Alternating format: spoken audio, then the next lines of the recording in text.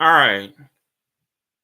Hello and welcome to the video. My name is Wade Smith, and this video is entitled Why You Should Never, Ever Use a Roundhouse Kick in a Mixed Martial Arts fight or a real street self defense situation.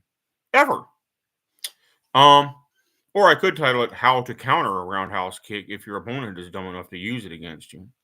First reason is a scientific reasoning why you should not use roundhouse kicks, because straight kicks are faster and just as powerful, if not more powerful.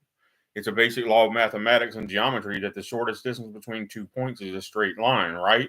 So why are you kicking out and around? You think you're developing more power, but it takes twice as long for that to evolve and reach your target. So your opponent has twice as long to respond to it. But how do you counter a roundhouse kick? Whether if it's a low calf kick or a thigh kick, or whether it's a kick to your kidneys or liver or whatnot, or whether it's a kick to the face, how do you counter different types of roundhouse kicks?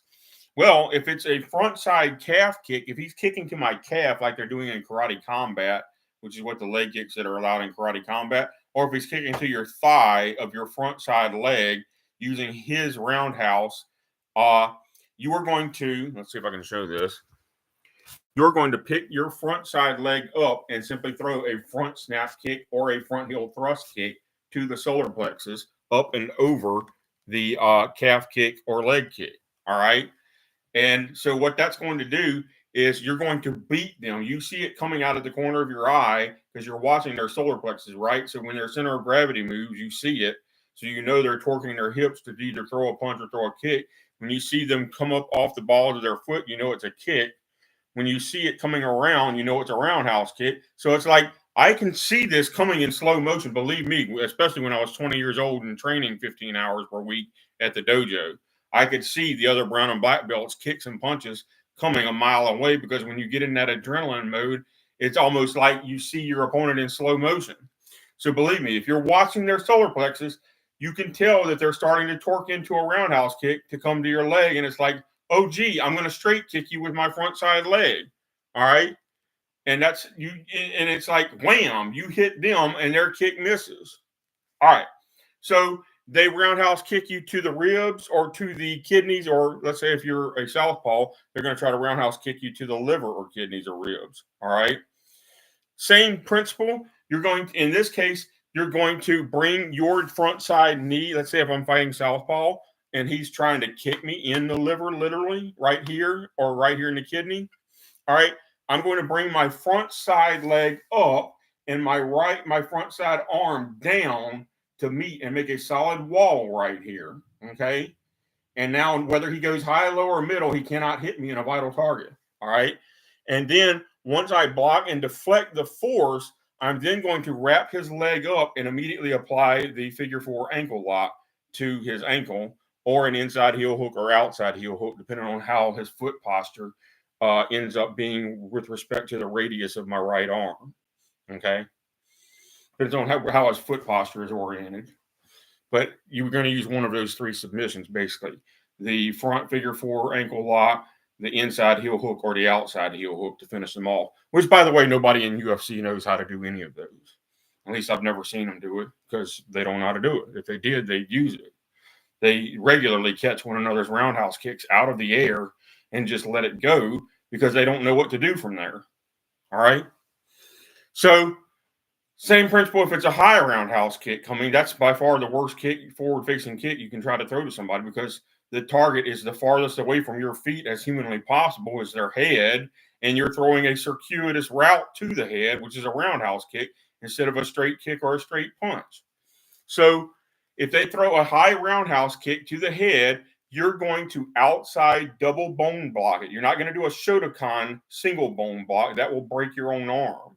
You're going to double bone block with the meat of your arm here and block and parry, and then you're going to tie them up and figure four ankle lock them again.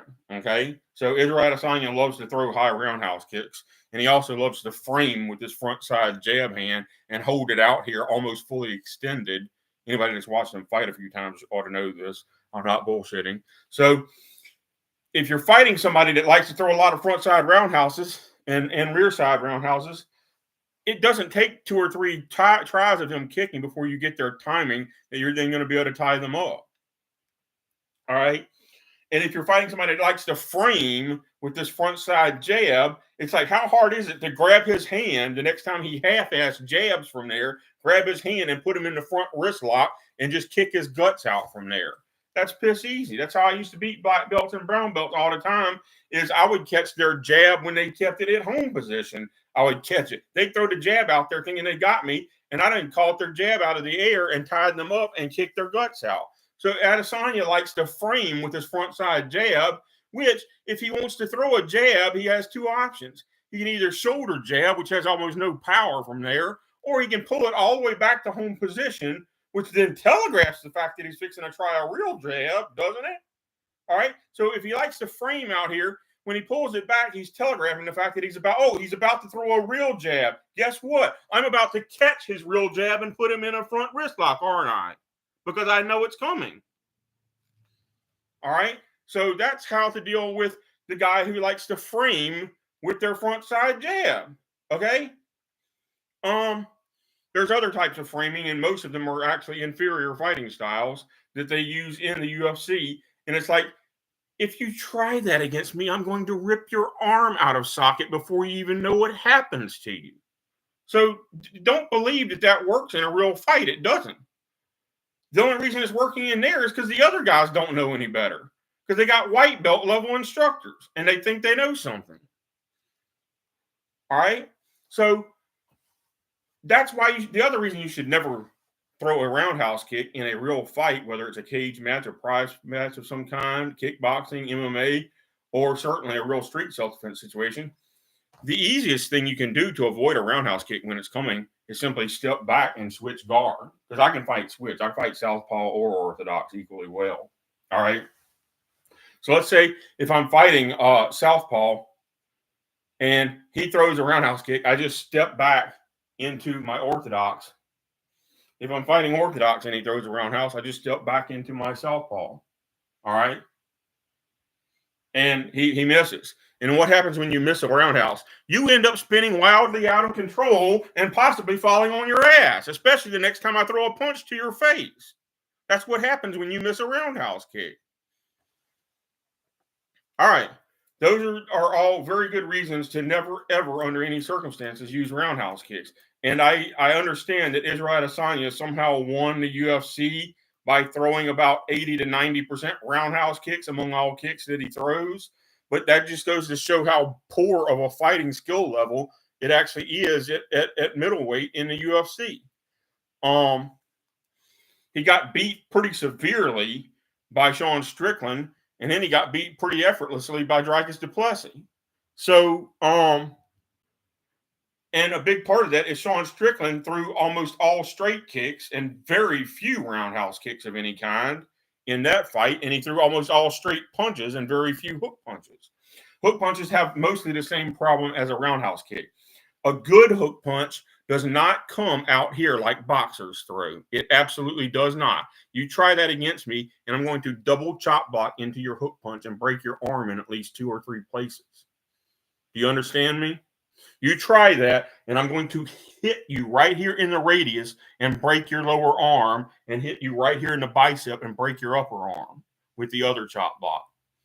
If you try that wide loopy hook punch that boxers use, that flat out does not work in a real fight. I don't know who taught these people how to fight like that, but that does not work against me. It won't work against anybody that trained under my sensei, put it that way. All right. So what is a real hook punch? A real hook punch goes no wider than the bare minimum that is required to defeat your opponent's standing guard. All right. It does not come out here. That is stupid. A real hook punch comes like that. It's inside, it lands, it's already there, and there's hardly any hooking to it. You're just going around your opponent's standing guard. You're not coming out here. If you come out here, this is what we call an unskilled attack in martial arts, and I will break your arm in 2 or 3 places like that if you try that against me. All right, so that's the same principle as the roundhouse kick. The unskilled boxer's hook punch that's out here doing this nonsense versus an inside hook punch that comes straight into the side of the temple or the jaw. You're going as straight as humanly possible, just wide enough to defeat the standing guard, and that's it. The straighter your punches and kicks, the more likely you are to win a fight, because it's a simple law of mathematics that the shortest distance between 2 points is a straight line. All right? That is, if you don't believe me, go ask your geometry or algebra 2 teacher at high school or college. What is that a law in math and science that the shortest distance between 2 points is a straight line? Well, of course. All right? So, because they've had alternative geometry hypotheses around for centuries, and they have never once found any shred of evidence that an alternative geometry where a straight line could be longer than a curve, that has never been found any evidence to support that. So automatically, when you throw a hook punch, you are 9 times out of 10 making it harder to hit your opponent, unless you actually know what you're doing. And likewise, more like 95% of the time when you throw a roundhouse kick, the only thing you're doing is giving up your own balance and giving your opponent a free shot on your abdomen, or your own groin, if it was a real no rules fight. All right, that's the end of the video. I think I've covered quite a number of reasons not to use circuitous kicks and punches of different types, whether it's hook punch, roundhouse, whatnot. Oh, and a good uppercut does not reset down here by or below your waist as some boxers do and come all the way up from your knees like some people do in boxing. A good uppercut, your elbow drops to about where your waist is, and the uppercut is actually about a 45-degree angle out from your body. All right. And depending on where your opponent's head ends up being, depends on how much extension gets into your arm. Ideally, you would want full extension straight into the jaw. All right. Or under the jaw. But realistically, you're probably going to connect like this with your arm half bent, which is actually not going to have full power. But that's what a realistic uppercut is going to end up being in a fight. But anyway, the lower you drop your hand, the more likely you're going to get hit by a straight punch in the face while you're trying to load for your uppercut. So don't drop your hand to load for an uppercut. You're going to get knocked out.